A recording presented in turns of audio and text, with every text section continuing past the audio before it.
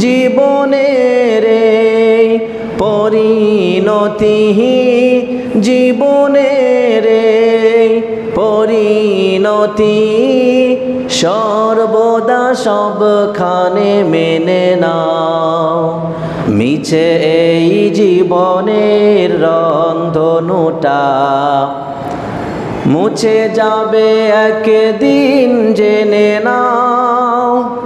থাকতে সময় খোদা রাহে, থাকতে সময় খোদা রাহে, নিজের জীবনটা সঁপে দাও।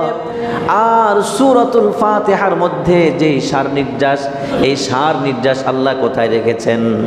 ইয়্যাকা না'বুদু ওয়া ইয়্যাকা নাস্তাঈন। সাহাবী জিজ্ঞেস করলেন, ইয়া রাসূলুল্লাহ, ইয়া হাবিবাল্লাহ, আপনি এইভাবে হাঁটতেছেন কেন?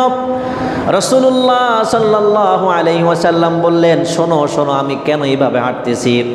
যে লোকটা মারা গেছে, যখন আল্লাহ তাআলার আয়াত আল হাক্ক মাল হাক্ক ওয়া মা আদরাকা মাল হাক্ক, এই তিনটা আয়াত তেলাওয়াত করা হয়েছে, তার মনের মধ্যে এত ভয় জাগছে যে সে সহ্য করতে না পাইরা চিৎকার কইরা দুনিয়া থেকে বিদায় নিয়ে চলে গেছে।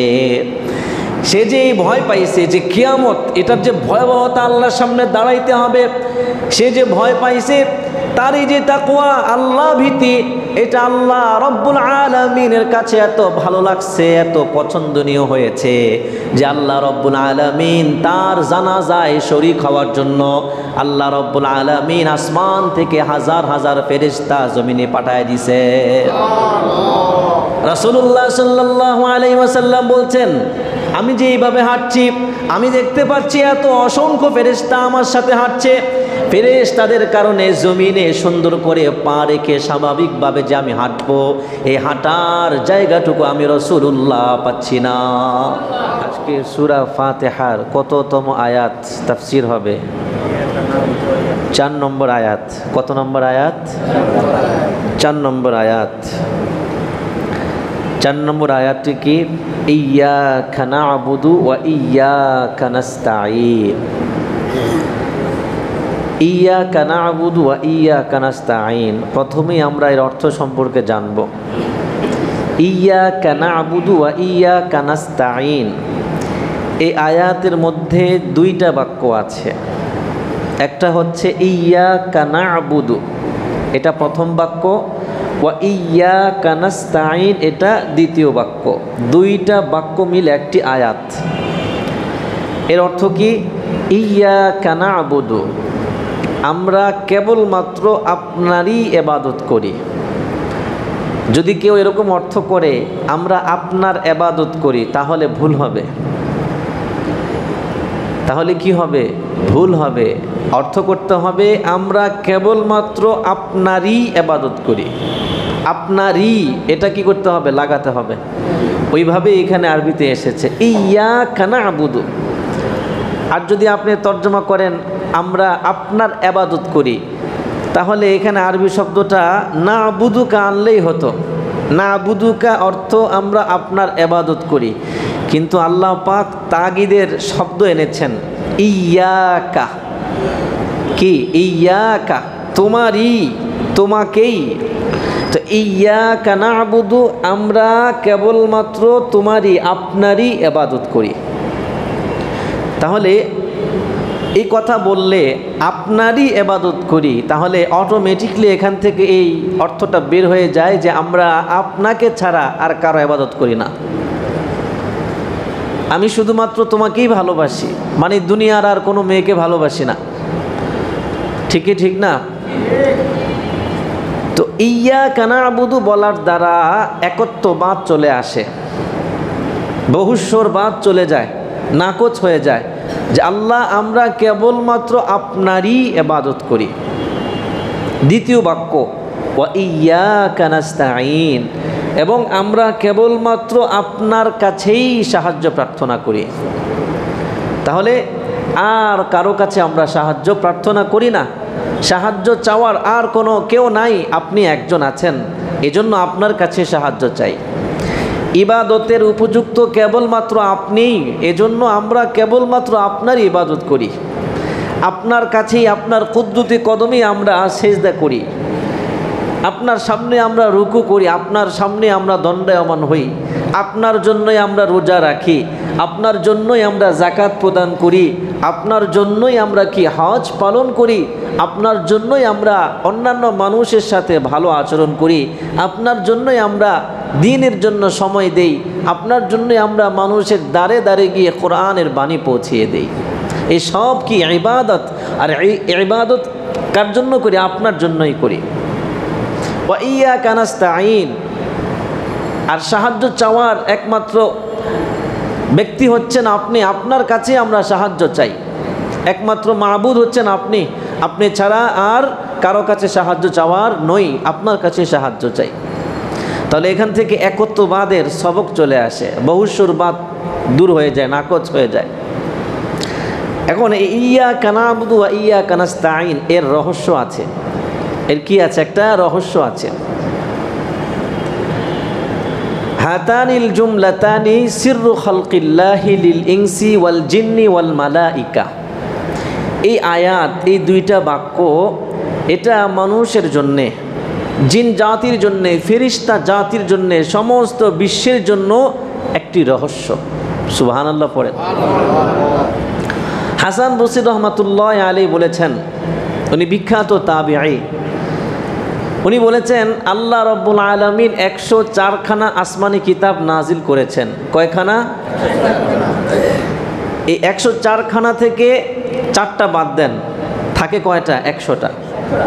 এই 100 আসমানি কিতাবের মধ্যে আল্লাহ পাক যা কিছু বলেছেন, যা কিছু নাজিল করেছেন, অবতীর্ণ করেছেন, এর সবগুলাই আল্লাহ পাক এই 4টা কিতাবের মধ্যে রেখেছেন।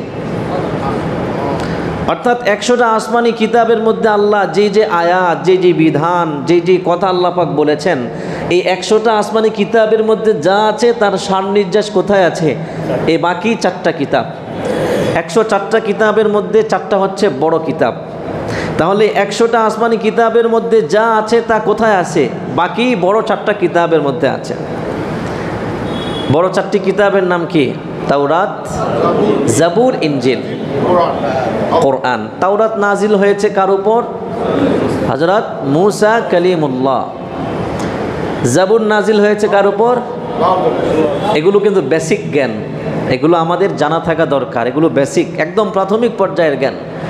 তাওরাত অবতীর্ণ হয়েছে হযরত মূসা কালিমুল্লাহ, ওনার উপর। আর জাবুর নাজিল হয়েছে হযরত দাউদ আলাইহিস সালাম, ওনার উপর। আর ইনজিল নাজিল হয়েছে কার উপর? হযরত ঈসা আলাইহিস সালামের উপর। আর কোরআন নাজিল হয়েছে মুহাম্মদুর রাসূলুল্লাহ সাল্লাল্লাহু আলাইহি ওয়াসাল্লাম। এই 4টা কিতাব, এই 4 কিতাবের মধ্যে কোরআন বাদ দিয়ে বাকি থাকে কয়টা? 3টা। এই 3 কিতাবের মধ্যে আল্লাহ পাক যা যা নাজিল করেছেন, ইমাম হাসান বসরি রহমাতুল্লাহ আলাইহি বলেন তার সার নির্যাস, তার সব কিছুই আল্লাহ পাক কোরআনুল কারীমের মধ্যে নাজিল করেছেন। সুবহানাল্লাহ। তাহলে এই 3 কিতাবে যা আছে তা কোথায় আছে? কোরআনুল কারীমের মধ্যে আছে। কোথায় আছে? কোরআনুল কারীমের মধ্যে আছে। হাসান বসরি বলছেন এই কোরআনুল কারীমের মধ্যে যা আছে আল্লাহ পাক তার সার নির্যাস রেখেছেন মুফাসসালের মধ্যে। অর্থাৎ কোরআনুল কারীমের সূরাতুল হুজুরাত 26 পারার 14 নম্বর পৃষ্ঠা। তাহলে 26 পারা বাদ হয়ে যায়, 1, 2, 3 থেকে 26টা পারা কি বাদ? সূরাতুল হুজুরাত থেকে নিয়ে নাস পর্যন্ত 4 পারা। কয় পারা? 4 পারা মোট।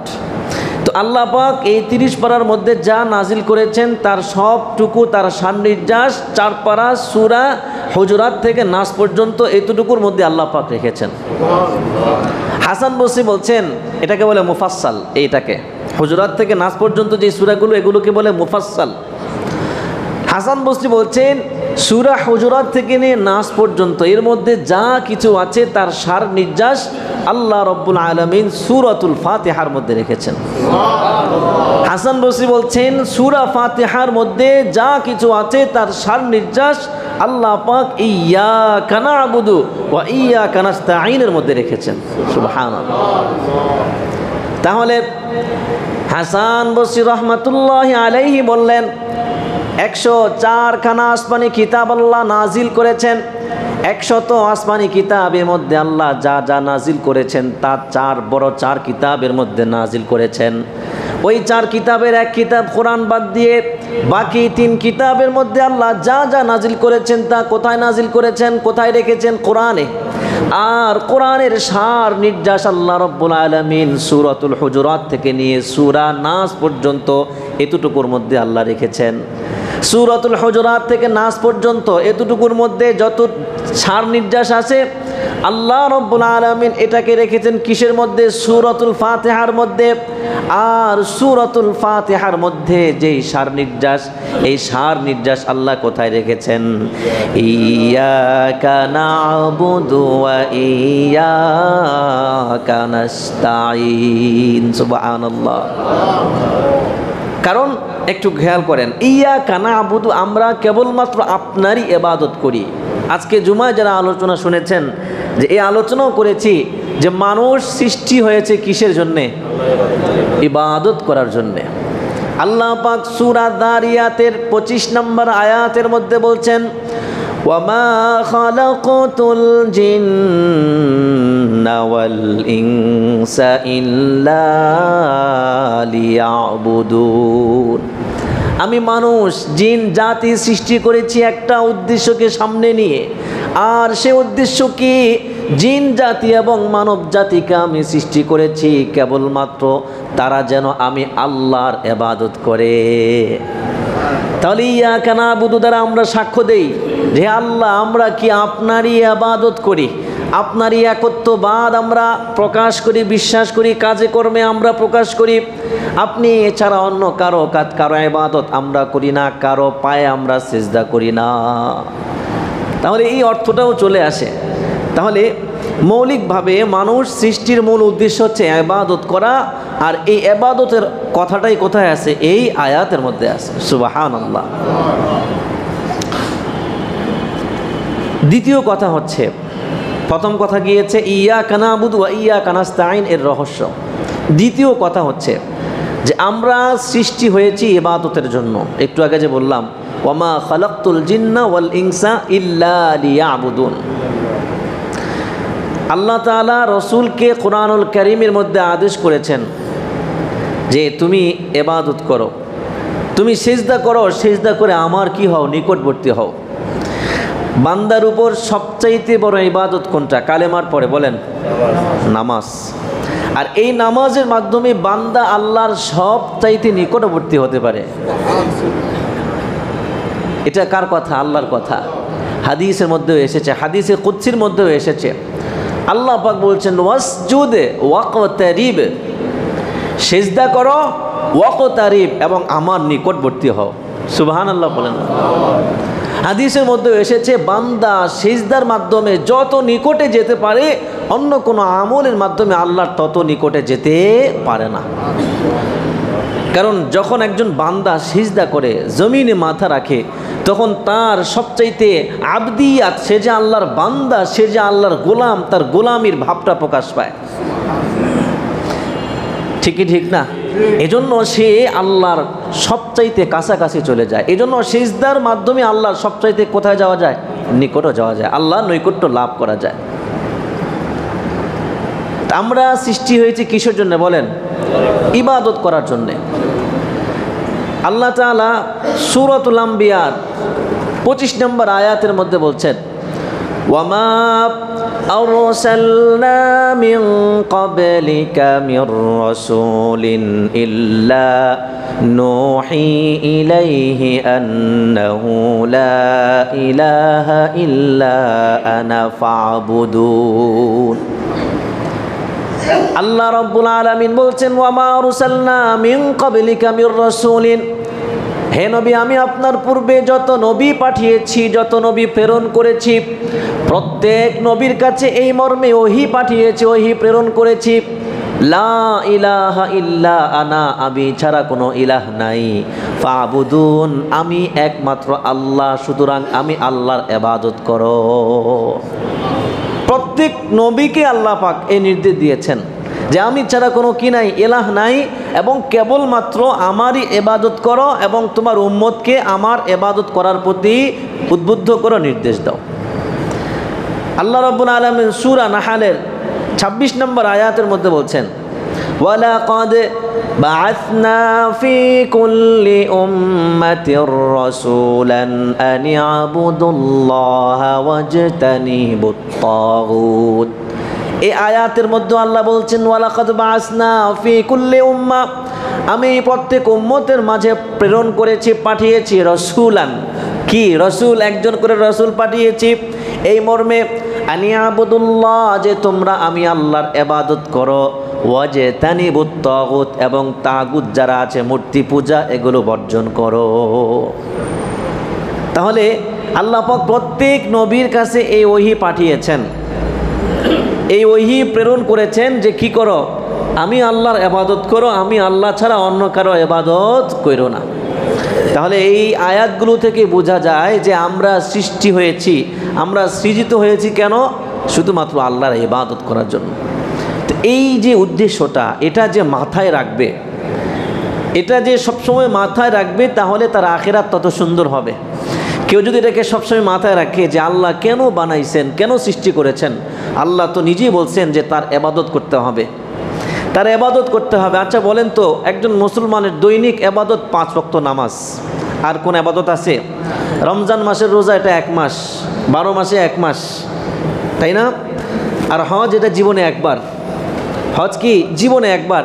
আর জাকাত কারা দিবে? যারা সামর্থ্য রাখে, তাও 1 বছর অতিবাহিত হওয়ার পর, ঠিকই ঠিক না? তাহলে রমজানের যে রোজা, এটাও সারা বছর না। হজ এটা জীবনে একবার, আবার জাকাত এটা বছরে একবার, তাও সবার জন্য না, যারা ধনী, যারা জাকাত দেওয়ার সামর্থ্য রাখে তাদের জন্যে। তাহলে আর ইবাদত থাকলো কি? নামাজ, এটা ফরজ ইবাদত। তো এই নামাজটাই তো, আর তো কোনো ইবাদত নাই, আর তো কোনো কাজ নাই। 5 ওয়াক্ত নামাজ পড়ব, গুনাহমুক্ত জীবন যাপন করব, হালাল ইনকাম করব, হারাম বর্জন করব, ব্যাস এতটুকুই, আর কিছু লাগবে না। আল্লাহ পাক এই কথা বলে নাই খুব পরিশ্রম করো, বরঞ্চ আল্লাহ পাক বলছেন, فَإِذَا قُضِيَتِ الصَّلَاةُ فَانتَشِرُوا فِي الْأَرْضِ وَابْتَغُوا مِنْ فَضْلِ اللَّهِ।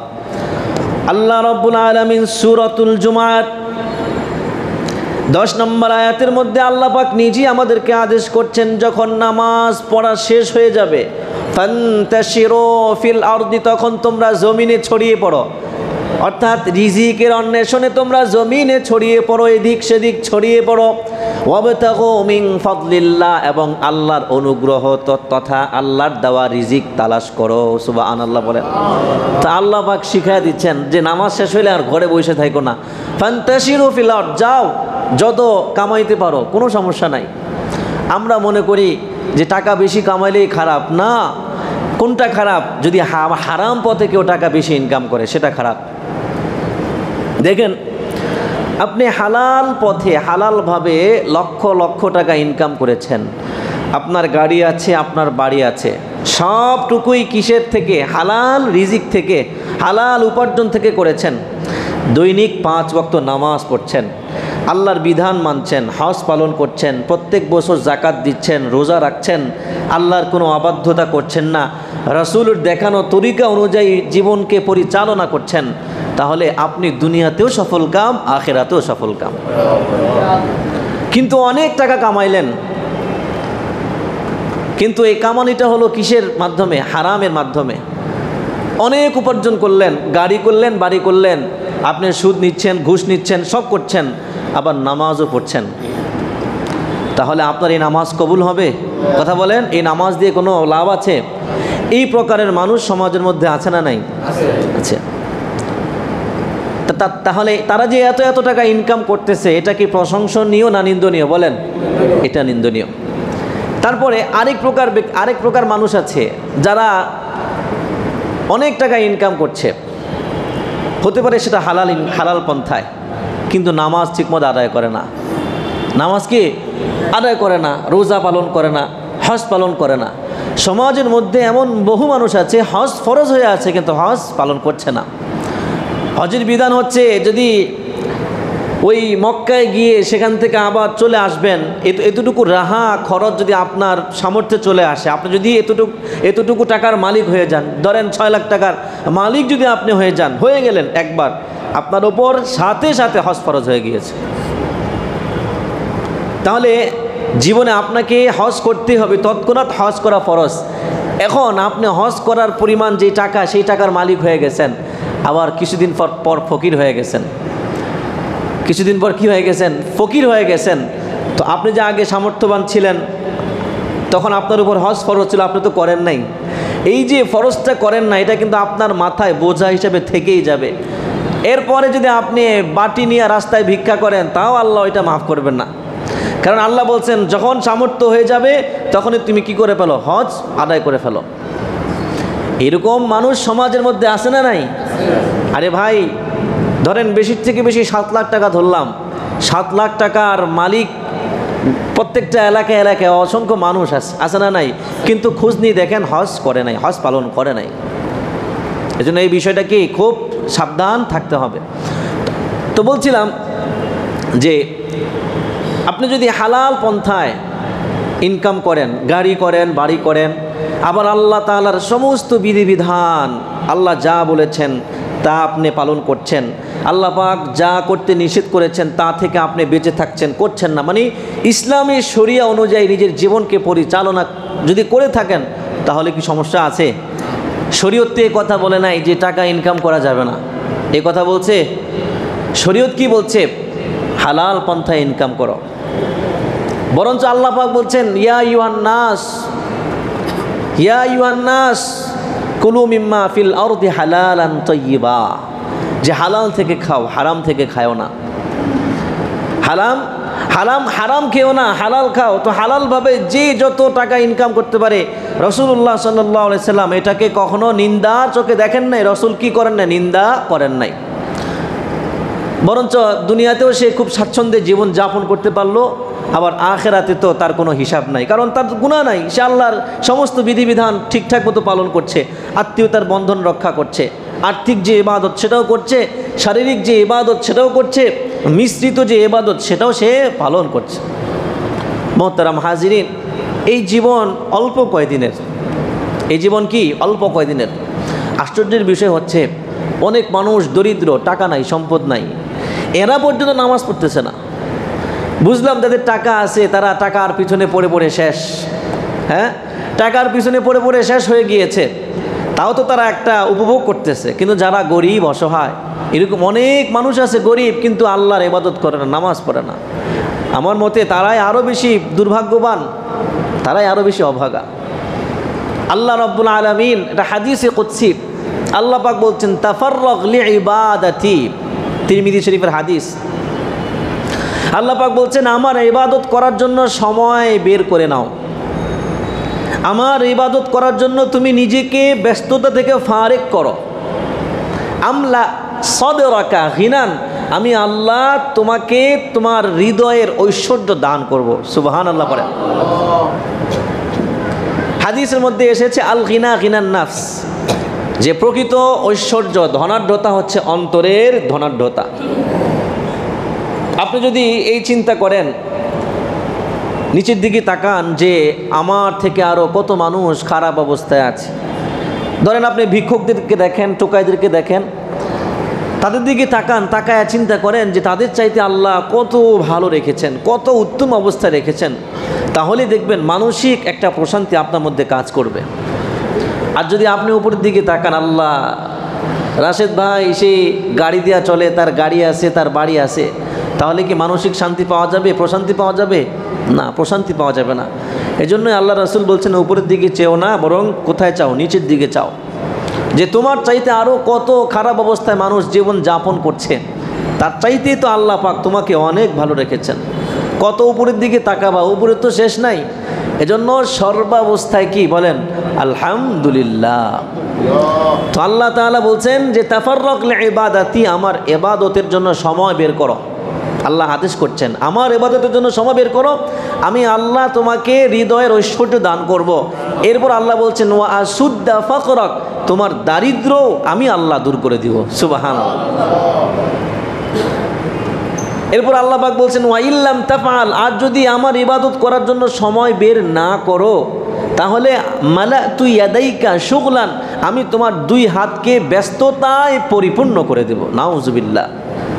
অর্থাৎ আমার ইবাদত করার জন্য তোমার সময় নাই, আমার ইবাদত করার জন্য যদি তুমি সময় বের না করো তাহলে তোমার দুই হাতকে আমি ব্যস্ততায় পরিপূর্ণ করে দিব।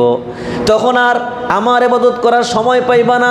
তোমাকে জিজ্ঞাসা করা হবে কেন ইবাদত করো না, তখন তুমি বলবা আমার এই কাজ আছে, আমার এই ব্যস্ততা আছে, ওই মিটিং আছে, ওখানে যেতে হবে, এটা আছে সেটা আছে। এরকম মানুষ আছে না? জিজ্ঞাসা করলে শুধু বলে যে আমার এই ব্যস্ততা আছে, এই কাজ আছে, সেই কাজ আছে, টাইম বের করতে পারি না। আল্লাহর ইবাদতের জন্য সে কি টাইম বের করতে পারে না? তার মূল কাজ যেটা, সেটার জন্য সে টাইম বের করতে পারে না। এখন বলেন তার মতো হতভাগা দুনিয়ার মধ্যে আর আছে? নাই। তো আল্লাহ পাক বলছেন আমার ইবাদতের জন্য সময় বের করো, আমি হৃদয়ের ঐশ্বর্য দান করব, আমি আল্লাহ তোমার যে দারিদ্র আছে সেই দারিদ্র দূর করে দিব। সুবহানাল্লাহ বলেন। 3 নম্বর আলোচনা, ইবাদতের আবিধানিক পারিভাষিক অর্থ কি? ইবাদতের আবিধানিক অর্থ হচ্ছে নমনীয় হওয়া, আরবিতে বলা হয় আদ-দিল্লু। ইবাদতের পারিভাষিক অর্থ হচ্ছে এক কথায় ইমতিসালু আওয়ামিরিল্লাহ ওয়া ইজতিনাবু নাওয়াহিহি, আল্লাহ কর্তৃক নির্দেশিত বিষয়গুলো পালন করা, আল্লাহ কর্তৃক নিষেধকৃত বিষয়গুলো থেকে নিজেকে বাঁচিয়ে রাখা, হেফাজত থাকা। এটাই হচ্ছে কি ইবাদতের পারিভাষিক অর্থ। এটার মধ্যে কি চলে আসে? সব কিছু চলে আসে। 4 নম্বর, ইবাদতের প্রকার। ইবাদত 5 প্রকার। কয় প্রকার? 5 প্রকার। 1 নম্বর হচ্ছে বিশ্বাসগত ইবাদত। সেটা কি? আপনার বিশ্বাসে, আপনার আকীদায় এটা থাকতে হবে আল্লাহ এক, আল্লাহ ছাড়া কোনো ইলাহ নাই। আপনার বিশ্বাস থাকতে হবে আমানতু বিল্লাহি ওয়া মালাইকাতিহি ওয়া কুতুবিহি ওয়া রুসুলিহি ওয়াল ইয়াউমিল আখিরি ওয়াল কদরি খাইরিহি ওয়া শাররিহি মিনাল্লাহি তাআলা ওয়াল বা'থি বা'দাল মাউত। এই 6টা বিষয়ের উপর আপনার কি থাকতে হবে? বিশ্বাস থাকতে হবে। এটাও কি একটা ইবাদত। এরপরে কবরে শাস্তি হবে, কবর জগৎ বিশ্বাস করতে হবে, জান্নাত জাহান্নাম এগুলো বিশ্বাস করতে হবে, পুলসিরাত বিশ্বাস করতে হবে। অর্থাৎ শরীয়ত যেটাকে বিশ্বাস করতে বলেছে সেটাকে বিশ্বাস করাই কি বিশ্বাসগত ইবাদত। 2 নম্বর, মৌখিক ইবাদত। বলেন কি ইবাদত? মৌখিক ইবাদত। সেটা কি? লা ইলাহা ইল্লাল্লাহু মুহাম্মাদুর রাসূলুল্লাহ। আমি মুখ দিয়ে স্বীকার করছি আল্লাহ ছাড়া কোনো ইলাহ নাই, মুহাম্মদ হচ্ছেন আল্লাহর প্রেরিত বান্দা ও তার রাসূল। এই স্বীকারোক্তি ছাড়া কেউ মুসলমান হতে পারবে? হতে পারবে না। তো এই স্বীকারোক্তি দেওয়া এটা কি মৌখিক ইবাদত। 3 নম্বর, শারীরিক ইবাদত। যেমন আপনারা নামাজ আদায় করলেন, এটা কি শারীরিক ইবাদত। সামনে রোজা আসতেছে, রোজা রাখবেন, এটাও কি শারীরিক ইবাদত। 4 নম্বর, আর্থিক ইবাদত। এই যে আসতেছে রমজান, আর্থিক ইবাদত কি? যাকাত দেওয়া। কি দেওয়া? যাকাত। এটা কি আর্থিক ইবাদত, কারণ এটা তো ফরজ ইবাদত। এই আর্থিক ইবাদতটা কি ফরজ। কাদের উপর? যাদের উপর যাকাত ফরজ হয়, ওয়াজিব হয়, তারাই কি এই আর্থিক ইবাদত পালন করবে। 5 নম্বর, মিশ্রিত ইবাদত। অর্থাৎ মিশ্রিত, যে ইবাদতের মধ্যে অর্থও আছে আবার পরিশ্রমও আছে, অর্থাৎ শারীরিকও আছে আবার আর্থিকও আছে। যেমন হজ পালন করা। সবার আগে কি থাকতে হবে? আর্থিক সামর্থ্য থাকতে হবে, তাই না? অর্থ থাকলে তারপরে তার উপর কি হজ ফরজ হয়। তো ফরজ হওয়ার পরে যখন সে যায় তখন কি শারীরিক কি হয়? তার ইবাদত হয়, শারীরিক কসরত হয়। তো এই ইবাদতের এই 5টা প্রকার। 5 নম্বর আলোচনা, শ্রেষ্ঠ ইবাদত কোনগুলা? শ্রেষ্ঠ ইবাদত কোনগুলা? 1 নম্বর, আল্লাহর ফরজ বিধান মেনে চলা। আল্লাহর যে ফরজ বিধান, নামাজ, রোজা, হজ, যাকাত। নামাজ, রোজা, হজ, যাকাত এবং শিরিক না করা, কবিরা গুনাহ থেকে বেঁচে থাকা, পর্দা করা, এগুলো কি আল্লাহর ফরজ বিধান। তো এই বিধানগুলো পালন করা, হারাম না খাওয়া, শুকুরের গোশত না খাওয়া, অন্যায়ভাবে কাউকে হত্যা না করা, এগুলো কি হারাম? এই হারাম কাজ থেকে বেঁচে থাকা এগুলো হচ্ছে সর্বশ্রেষ্ঠ ইবাদত। 2 নাম্বার হচ্ছে, এই ইবাদতের মধ্যে নামাজ আছে না নাই? কথা বলেন, নামাজ আছে। 2 নাম্বার হচ্ছে কোরআনুল কারীম তেলাওয়াত করা। রাসূলুল্লাহ সাল্লাল্লাহু আলাইহি ওয়াসাল্লাম বলেছেন যে নামাজের পর সর্বশ্রেষ্ঠ ইবাদত হচ্ছে কোরআন তেলাওয়াত করা। সুবহানাল্লাহ বলতেন না? সামনে যে মাস আসতেছে, কিসের মাস এটা? না, এটা কোরআনের মাসও বলা হয়। শাহরু রমাদানাল্লাযী উনজিলা ফীহিল কুরআনু হুদাল লিন্নাস। শাহরু রমাদান, রমজান মাস, যে মাসে উনজিলা ফীহিল কুরআন, কোরআন অবতীর্ণ হয়েছে। সুবহানাল্লাহ পড়েন। রমজান মাস কিসের মাস? কোরআনের মাস। আর এই রমজান মাসে রাসূলুল্লাহ জিবরিলের সাথে কি করতেন? দাওর করতেন। সুবহানাল্লাহ পড়েন। আল্লাহ রাসূল শোনাইতেন, জিবরিল শুনতো, জিবরিল শোনাইতেন, আল্লাহ রাসূল শুনতো। এই রমজান মাস আসতেছে। এই কথাটা বারবারই বলি যে নামাজের পর আমরা বেশি বেশি চেষ্টা করব কোরআন বেশি বেশি পড়া। কোরআন যে যত বেশি পড়বে তার ঈমান তত বৃদ্ধি পাবে। এটা কোরআনুল কারীমের কথা।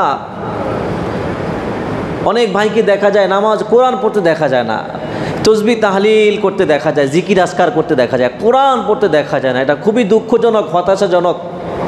নামাজের পর বেশি বেশি কোরআন পড়েন, বেশি বেশি যত পারেন অবসর সময় বেশি বেশি কোরআন পড়েন। এটা নামাজের পর সবচেয়ে ইবাদত। কোরআন এটা আল্লাহর কথা। আল্লাহর কথা যত বেশি আপনি পড়বেন, চর্চা করবেন, আল্লাহর কথা আপনার দিলের মধ্যে তত বেশি কি হবে? মজবুতই হবে, মজবুত হবে, দৃঢ় হবে। তাহলে 2 নাম্বার হচ্ছে কোরআনুল কারীম তেলাওয়াত। 3 নাম্বার হচ্ছে দোয়া। কি ভাই? দোয়া, আল্লাহর কাছে দোয়া করা, এটাও কি ইবাদত। হাদিসের মধ্যে এসেছে আদ-দুআউ মুখুল ইবাদাহ, যে দোয়া এটা হচ্ছে ইবাদতের মগজ। ইবাদতের কি? মগজ। ইবাদত করলেন, ইবাদত করে যখন আল্লাহর কাছে দোয়া করলেন তখন আপনার ইবাদতটা পরিপূর্ণ হইল।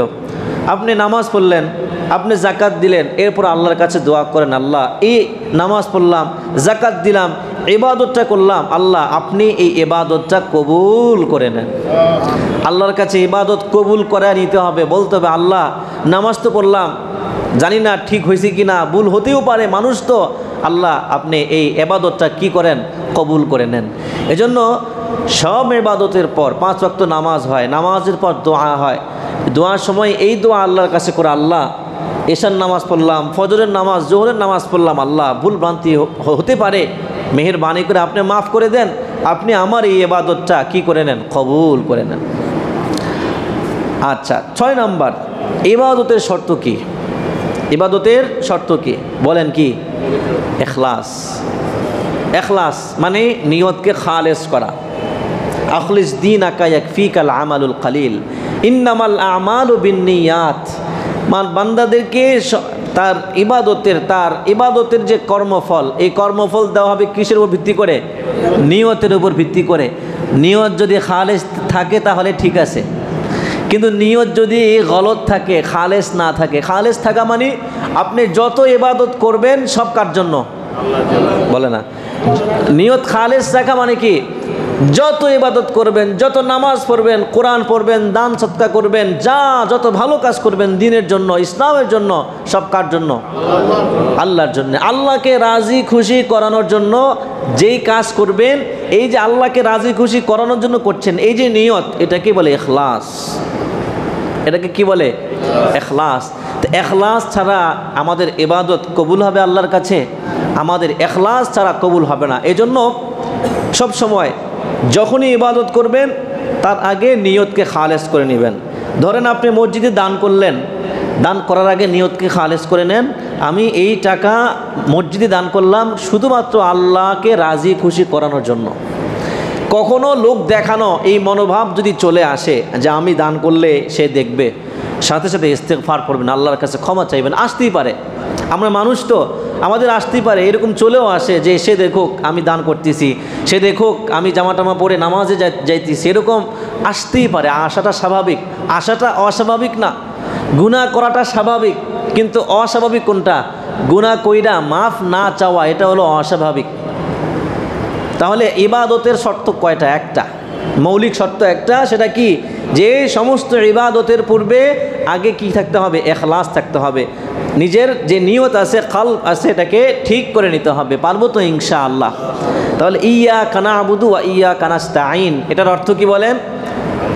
কেবলমাত্র আমরা কেবলমাত্র আপনারই ইবাদত করি, ওয়া ইয়্যাকা নাস্তাঈন, এবং কেবলমাত্র আপনার কাছেই সাহায্য প্রার্থনা করি। আউযু বিল্লাহি মিনাশ শাইতানির রাজিম, এর দ্বারা আমরা আল্লাহর কাছে কি চাই? শয়তানের কাছ থেকে পানাহ চাই। আমরা এর আমলও বলেছিলাম।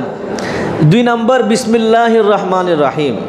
এই আয়াতের শিক্ষা কি? যে প্রত্যেক ভালো কাজে বিসমিল্লাহ বলা, বিসমিল্লাহ দিয়ে কাজ শুরু করা। এরপরে আলহামদুলিল্লাহি রাব্বিল আলামিন।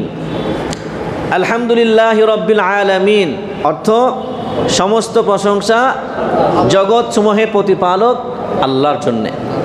আর রহমানির রহিম অর্থ কি? যিনি পরম করুণাময়, আর রহিম অসীম দয়ালু। মালিক ইয়াউমিদ্দিন, যিনি বিচার দিবসের মালিক।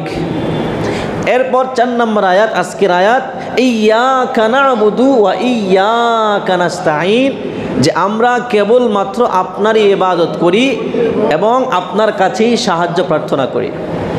আমরা তো আরবি বুঝি না অনেকেই, অন্তত পক্ষে সূরাতুল ফাতিহার তর্জমা আমাদের জানা দরকার আছে না নাই?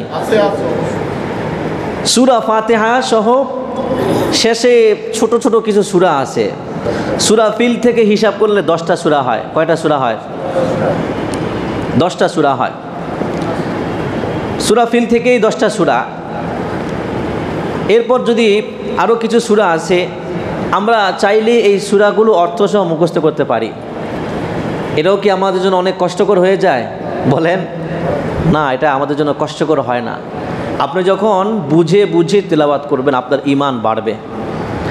এই যে অনেক ইমাম সাহেবকে দেখেন নামাজ পড়ে, নামাজের মধ্যে কেঁদে ওঠে, কান্নাকাটি শুরু করে দেয়। অনেক ইমাম আছে, কেন? কারণ যখন তারা অর্থ বুঝে, যখন তারা পড়ে তেলাওয়াত করে, তখন যারা অর্থ বুঝে, জাহান্নামের ভয়াবহ বর্ণনার আয়াতগুলো যখন সে তিলাওয়াত করে, তখন তার মধ্যে তাকওয়া চলে আসে, আল্লাহর ভয় চলে আসে। ভয়ে সে কান্নাকাটি করতে থাকে, ক্রন্দন করতে থাকে। একবার আল্লাহ রাসূল সাল্লাল্লাহু আলাইহি সাল্লাম নামাজ পড়ছিলেন, নামাজের মধ্যে তিলাওয়াত করছিলেন আল হাক্কা। আল হাক্কা অর্থ হলো কিয়ামত। আল হাক্কা অর্থ কি? কিয়ামত। এরপরের আয়াত হচ্ছে ওয়ামাল হাক্কা। আল হাক্কা মাল হাক্কা। আল হাক্কা অর্থ কিয়ামত, মাল হাক্কা অর্থ হলো কিয়ামত কি। 3 নম্বর আয়াত, ওয়ামা আদরাকা মাল হাক্কা। হে রাসূল, হে নবী, হে মুহাম্মদ, আপনি জানেন কি কিয়ামত কাকে বলে? কিয়ামত দিবস কি? আপনি জানেন কিয়ামতের ভয়াবহতা কি? তো আল্লাহ পাক কয়বার বলছেন এটার কথা? 3 বার বলছেন। তাহলে বিষয়টা খুব গুরুত্বপূর্ণ। রাসূলুল্লাহ সাল্লাল্লাহু আলাইহি ওয়াসাল্লাম নামাজে তিলাওয়াত করছেন আল হাক্কা, কিয়ামত। মাল হাক্কা, কিয়ামত কি? ওয়ামা আদরাকা মাল হাক্কা। হে নবী, আপনি জানেন কি কিয়ামত কাকে বলে? সাহাবায়ে কেরাম তো আরবি ভাষাভাষী ছিলেন, তারা তো আরবি বুঝতেন। এক সাহাবী নামাজের মধ্যে দণ্ডায়মান, আল্লাহ রাসূল সাল্লাল্লাহু আলাইহি ওয়াসাল্লাম যখন এই 3টা আয়াত তেলাওয়াত করলেন, আল্লাহ রাসূল যখন তেলাওয়াত করলেন ওয়ামা আদরাকা মাল হাক্কা, এই আয়াত যখন তেলাওয়াত করলেন, সঙ্গে সঙ্গে পিছন থেকে এক সাহাবী চিৎকার করে, জোরে চিৎকার করে, আওয়াজ করে, সাথে সাথে জমিনের মধ্যে লুটে পড়ে। নামাজ শেষ হয়ে যায়। নামাজ শেষ হওয়ার পর আল্লাহ রাসূল সাল্লাল্লাহু আলাইহি ওয়াসাল্লাম সাহাবায়ে কেরামকে জিজ্ঞাসা করে তার কি হয়েছে। সাহাবায়ে কেরাম বললেন, ইয়া রাসূলুল্লাহ, যখন আপনি আল হাক্কা মাল হাক্কা ওয়া মা আদরাকা মাল হাক্কা এই 3টা আয়াত যখন আপনি তেলাওয়াত করলেন, আপনার তেলাওয়াতের সাথে সাথে সে জোরে চিৎকার দিয়ে জমিনের মধ্যে লুটে পড়ে গিয়েছে। রাসূলুল্লাহ বললেন, তার চিকিৎসা করো। সাহাবায়ে কেরাম বললেন, ইয়া রাসূলুল্লাহ, ইয়া হাবিবাল্লাহ, তার কোনো চিকিৎসায় কাজ আসবে না, সে তো আমাদেরকে ছেড়ে, দুনিয়া ছেড়ে আল্লাহর জিম্মায় চলে গেছে। রাসূলুল্লাহ বললেন, তাহলে দাফনের ব্যবস্থা করো। দাফনের ব্যবস্থা করা হইল, তাকে কাফন পরানো হইল, জানাজার নামাজ দেওয়া হইল। জানাজার নামাজ দেওয়ার পর তার যে খাটিয়া আছে, লাশের খাটিয়া, সাহাবায়ে কেরাম তার এই খাটিয়া বহন করে কবরস্থ করার জন্য কবরস্থানের দিকে হেঁটে হেঁটে যাচ্ছিল। তো সাহাবায়ে কেরাম সকলেই যাচ্ছে, আল্লাহ রাসূলও যাচ্ছেন, আল্লাহ রাসূলও যাচ্ছেন। তো এক সাহাবী লক্ষ্য করলেন যে আল্লাহ রাসূল পরিপূর্ণ পাটা জমিনের মধ্যে ফেলছেন না। অনেক সময় ফ্লোর যদি গরম থাকে তখন আমরা এই পায়ের যে পিছনের অংশ, হ্যাঁ, সেটা আর ওই সামনের যে একটা আঙ্গুল আমরা এইভাবে ভর করে করিয়ে চলি কি চলি না। তো এক সাহাবী দেখলেন যে আল্লাহ রাসূল এইভাবে হাঁটছেন, অথচ জমিন মানে কোনো সমস্যা নাই, জমিন ফ্রেশ, কোনো জমিনের মধ্যে কোনো গরমি নাই, কোনো কাদা নাই, কোনো সমস্যা নাই। আল্লাহ রাসূল এইভাবে হাঁটার কারণটা কি? সাহাবী জিজ্ঞেস করলেন, ইয়া রাসূলুল্লাহ, ইয়া হাবিবাল্লাহ, আপনি এইভাবে হাঁটতেছেন কেন? রাসূলুল্লাহ সাল্লাল্লাহু আলাইহি ওয়াসাল্লাম বললেন, শোনো শোনো, আমি কেন এইভাবে হাঁটতেছি। যে লোকটা মারা গেছে, যখন আল্লাহ তাআলার আয়াত আল হাক্ক মাল হাক্ক ওয়া মা আদরাকা মাল হাক্ক, এই তিনটা আয়াত তেলাওয়াত করা হয়েছে, তার মনের মধ্যে এত ভয় জাগছে যে সে সহ্য করতে না পাইরা চিৎকার কইরা দুনিয়া থেকে বিদায় নিয়ে চলে গেছে। সে যে এই ভয় পাইছে যে কিয়ামত, এটার যে ভয়াবহতা, আল্লাহর সামনে দাঁড়াইতে হবে, সে যে ভয় পাইছে, তার এই যে তাকওয়া, আল্লাহ ভীতি, এটা আল্লাহ রব্বুল আলামিনের কাছে এত ভালো লাগছে, এত পছন্দনীয় হয়েছে যে আল্লাহ রব্বুল আলামিন তার জানাজায় শরীক হওয়ার জন্য আল্লাহ রব্বুল আলামিন আসমান থেকে হাজার হাজার ফেরেশতা জমিনে পাঠায় দিছে। রাসূলুল্লাহ সাল্লাল্লাহু আলাইহি ওয়াসাল্লাম বলছেন, আমি যে এইভাবে হাঁটছি, আমি দেখতে পাচ্ছি এত অসংখ্য ফেরেশতা আমার সাথে হাঁটছে। ফেরেশতাদের কারণে জমিনে সুন্দর করে পা রেখে স্বাভাবিকভাবে যে আমি হাঁটবো, এই হাঁটার জায়গাটুকু আমি রাসূলুল্লাহ পাচ্ছি না। সুবহানাল্লাহ। এটা আল্লাহ পাক কেন পাঠাইছেন? ওই যে তার মনের মধ্যে ভয় যে আল হাক্ক মাল হাক্ক, কিয়ামত দিবস, কিয়ামত হলে আল্লাহর সামনে দাঁড়াইতে হবে। তো আল্লাহর সামনে দাঁড়ানো কি যে সে এতটা ভয় পাইছে, আল্লাহ পাকের কাছে এটা কি হয়ে গেছে? পছন্দনীয় হয়ে গেছে। এজন্য আল্লাহ পাক তার জানাজায় কি পাঠাইছেন? হাজার হাজার ফেরেশতা পাঠাইছেন। এত ফেরেশতা সাহাবায়ে কেরাম তো দেখতেছে না, কিন্তু আল্লাহ রাসূল তো ঠিকই দেখতেছে। আল্লাহ রাসূল দেখলেন যে উনি ঠিকমতো কি করতেছেন না, পা ফেলতে পারতেছেন না, এই জন্য তিনি আস্তে আস্তে হেঁটে হেঁটে যাচ্ছেন। সুবহানাল্লাহ। মুহতারাম হাজিরিন, আমরা ইবাদত করব কার? বলেন, আল্লাহর। সাহায্য চাইব কার কাছে? আল্লাহর কাছে, নাকি অন্যের কাছে সাহায্য চাইব?